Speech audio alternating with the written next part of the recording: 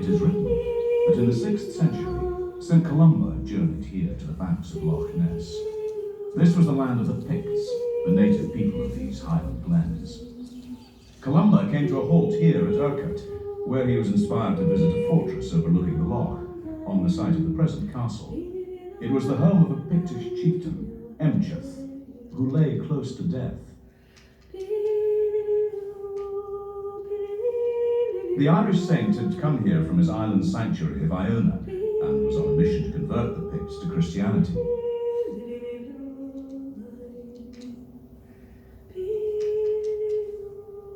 Emcheth, I have been summoned by the angels to tell you that your goodness has been noted by the God of the Christians. Hearing and believing the word of God preached to him by Columba, Emcheth was baptized. And entered into the hall of the Lord. Surrounded by his family, in peace, he departed from this world.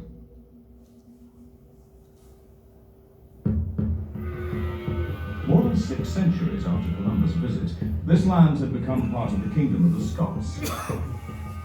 By 1250, a mighty stone castle stood here on the rocky promontory at Urquhart, guarding the loch. The king had granted the castle of Urquhart with its vast estate to Sir Alan Durwood.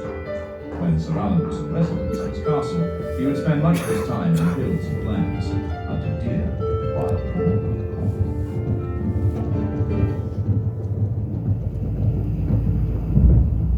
Then disaster struck. At the end of the 13th century, Scotland was in crisis. The wolf was not the only hunter. Scotland itself became the prey. Edward, King of England, saw an opportunity to conquer the Scots. He put a puppet king, John Balliol, on the throne and planned to bring Scotland to its knees. In the spring of 1296, Edward invaded. He set his machines of war against Scotland.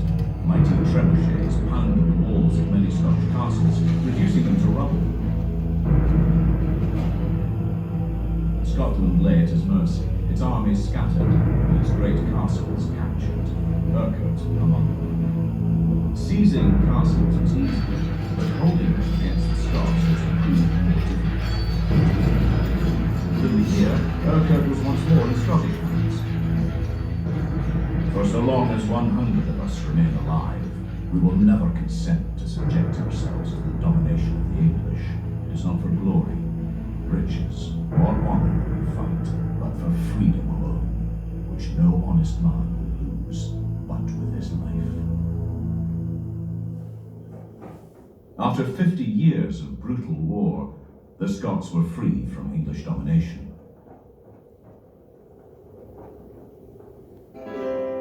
Peace returned to Scotland, and the inhabitants of Glen Urquhart were able to resume a normal life.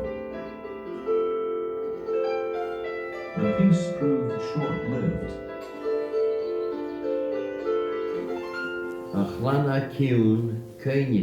From the west came the MacDonalds. Their ancestors were part Irish and part Norse. They had become the most powerful of the Highland clans. Their clan chief was the Lord of the Isles, but his ambitions went far beyond his island power base.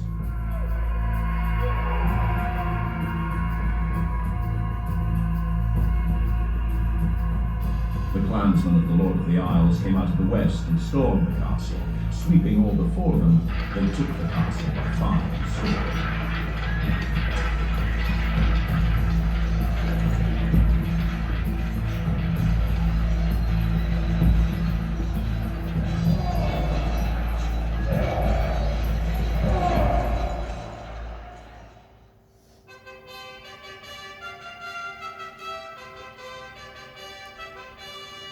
The Lord of the Isles' thirst for power was a constant thorn in the side of the Scottish king, James IV.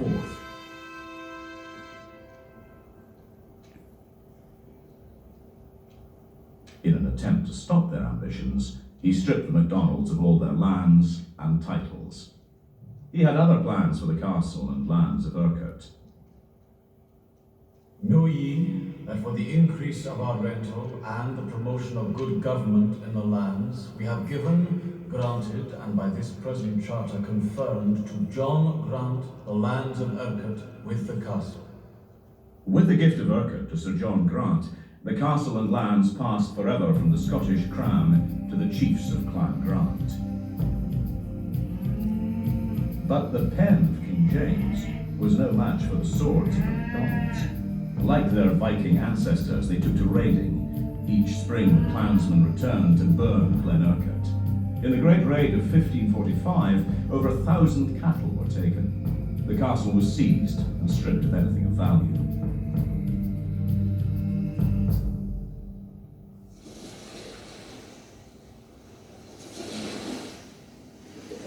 The Great Raid proved to be the last the castle inhabitants saw of the men from the west.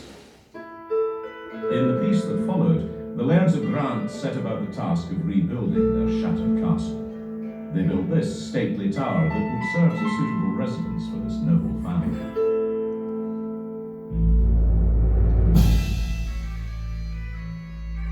In 1689, the Catholic King James VII fled into exile. The Protestants, William of Orange and his Queen Mary, took the throne. The chiefs of Clan Grant threw in their lot behind the new sovereigns and garrisoned Urquhart in readiness for the coming fight. Before long, a force of Jacobites loyal to the exiled Stuart king appeared. They stopped their march and laid siege to the ancient castle. Without heavy guns, the Jacobites could make no impression on the mighty stronghold and withdrew.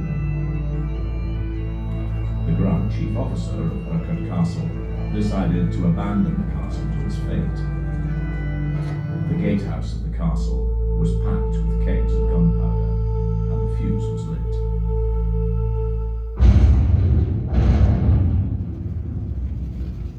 A brief moment in time ended a story that had begun with Columba's visit over 1,000 years earlier. This mighty castle, that was once the stronghold of kings and clan chiefs, was reduced to rubble. The Grant Highlanders marched out of the castle for the last time, and Urquhart was left to the flames.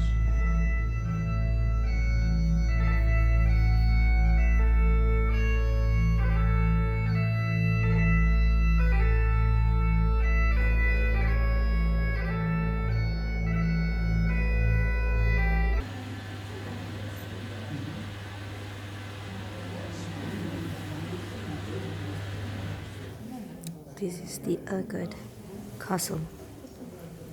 Beautiful. Hi, we have watched a short film on Urquhart Castle. Now we are going to see physically the site. If you look over there, that's the site. Me and Stella are going to see that site.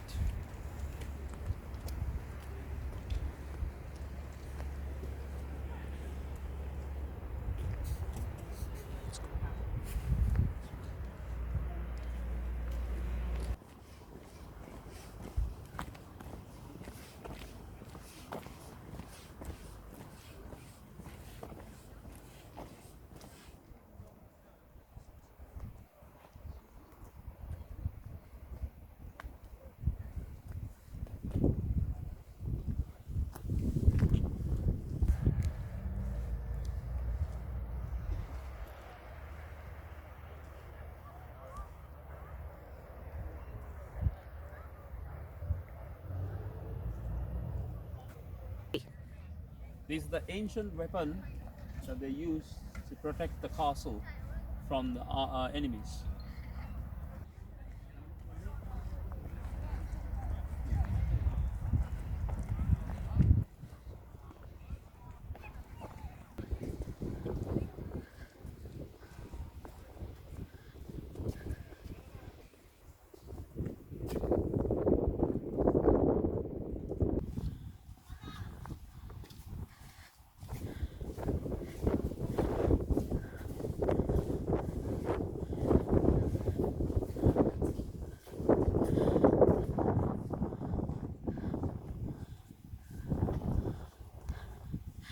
This is the view of the remains of the castle, and it was said this is the most visited castle in Inverness.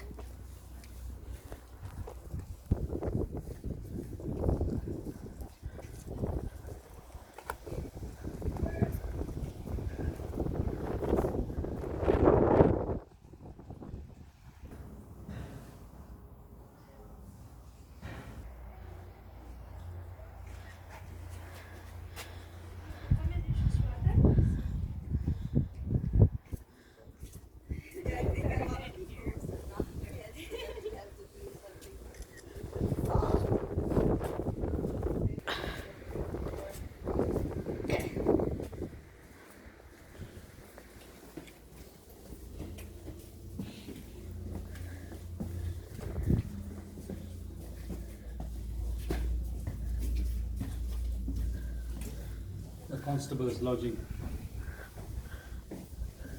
private chamber.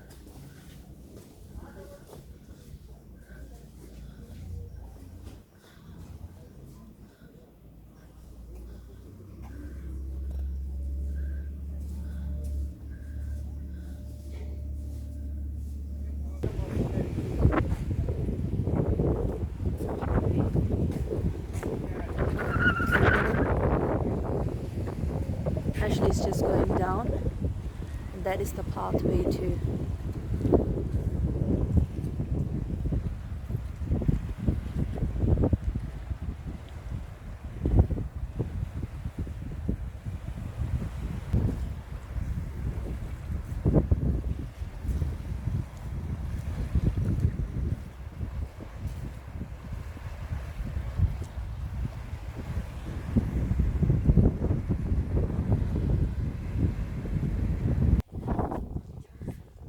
We're entering into the chapel.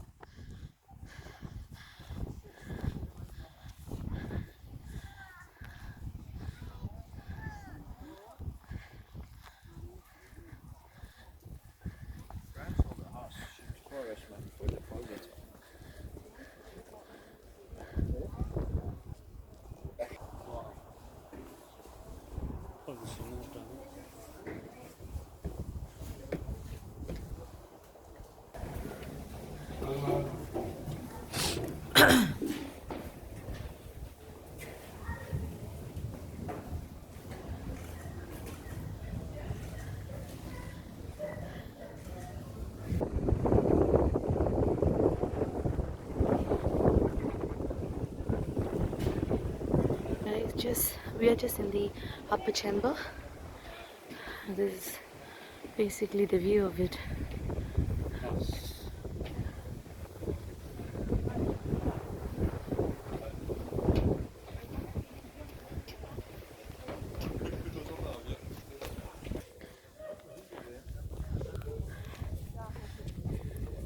We're just trying to cover as much as we can before we moved on to another 2.5 hours. Literally about 2 hours 50 minutes drive to another castle, which is quite up north from here. Oh dear, ghost of Urquhart's past. Now I got to do some exorcism here. That is the magnificent view of the entire castle, and it was said that this is the second deepest freshwater lake, I think, in Scotland. Hi folks, hope you enjoyed the tour. This is coming to the end of the tour, so we're going back to the other journeys in Scotland.